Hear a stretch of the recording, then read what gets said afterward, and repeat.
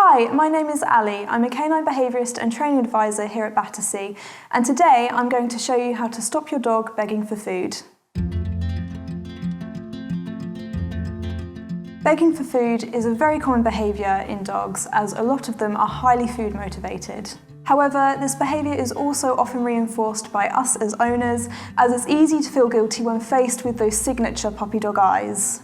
If you do want to discourage your dog from begging for food though, consistency is key. Step 1. Preventing the behaviour. If you're bringing a dog into your family from a young age, it's ideal to help them form good habits from the start. This way, you should be able to avoid begging becoming an issue. In order to do this, make it a rule that your dog is never given food from the table, the sofa, or anywhere else that you would eat. It's important that everyone in the household is on board with this. If a dog is given food even once, it becomes far more difficult to discourage this behaviour in the future. A dog won't understand the meaning of just this once, but will instead learn that their persistence will be rewarded. It can be tempting to give in, but you need to be consistent. Step 2. Dealing with begging. If your dog already begs, or has picked up the habit, then we need to show them that the behaviour no longer works. To do this, try your best to ignore them completely whenever they beg. This means not looking at them or talking to them, even to tell them to stop begging until you've finished eating.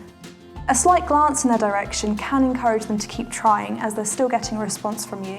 But if their begging is never successful, they will eventually give up. This will take a lot of time and patience, but your consistency will be rewarded. Step 3. Give them a distraction. If your dog is keen to learn, you can teach them a different behaviour as an alternative to begging. A good starting point is to teach your dog to go lie down and settle in a specific place, such as their bed or a mat. Information on how to teach your dog to go to their bed and to settle more generally can be found on our YouTube channel. Once they know the cue to go to bed or settle, you can ask them to do this whenever you are sitting down to eat.